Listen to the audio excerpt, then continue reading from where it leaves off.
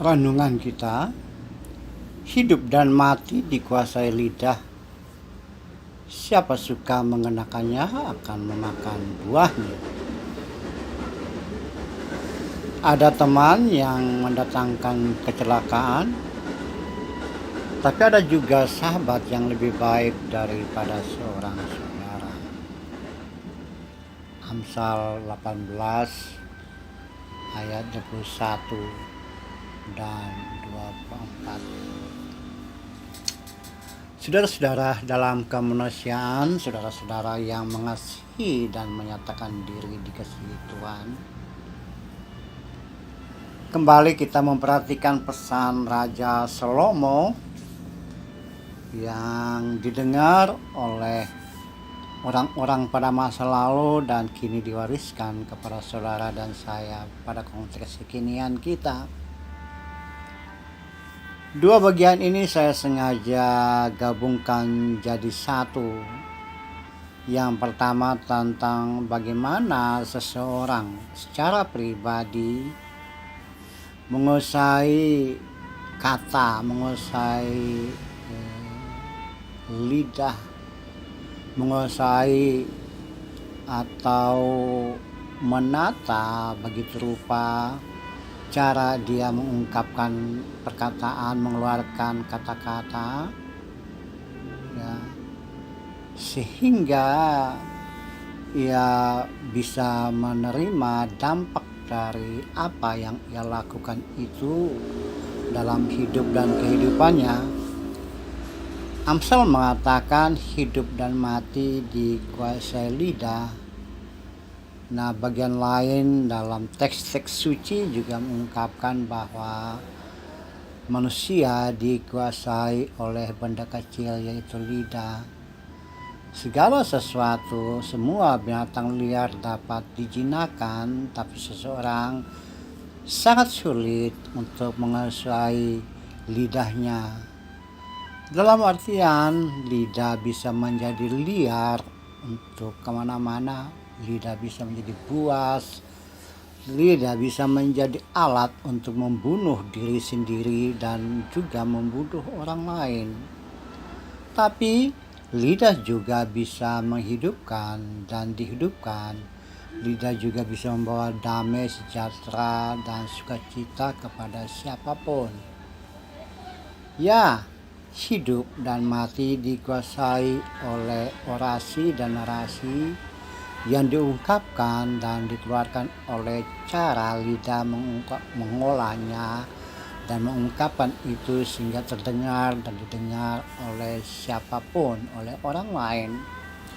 Jika orasi dan narasi yang keluar dari dalam hati yang diolah oleh lidah menunjukkan hal-hal yang buruk, mencelakakan, bisa menjadi bahwa hidup orang yang menyampaikan itu akan celaka, akan rusak.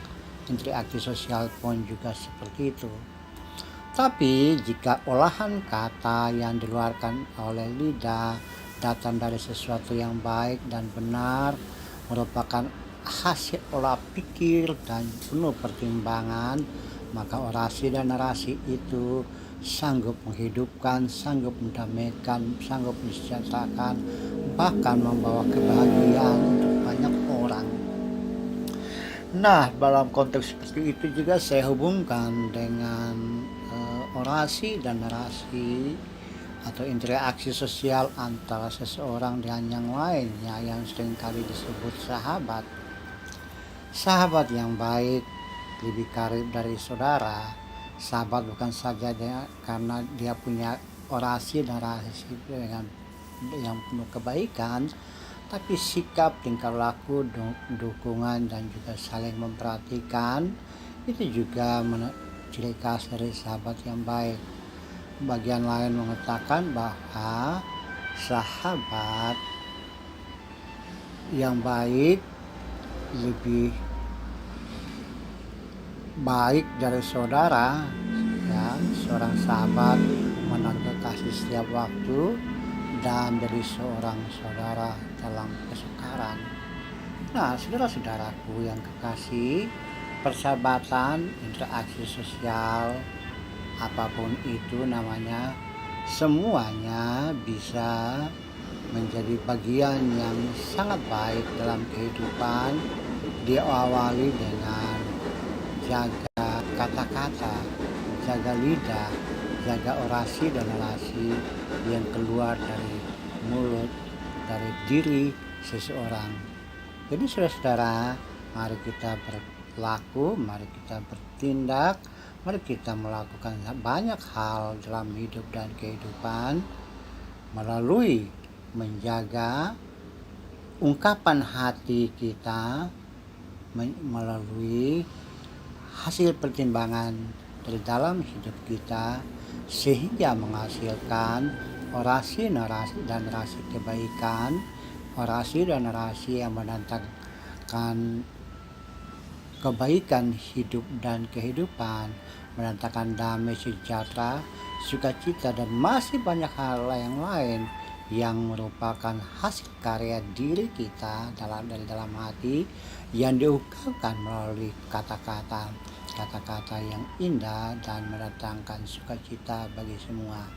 Mari kita menjadi penyampaian pesan Tuhan yang muncul dari dalam hati kita, yang kita keluarkan melalui orasi dan narasi, melalui tutur kata kita untuk membangun bangsa, membangun negara, untuk membangun orang lain, bahkan membangun spiritual kerohanian pribadi kita masing-masing. Amin.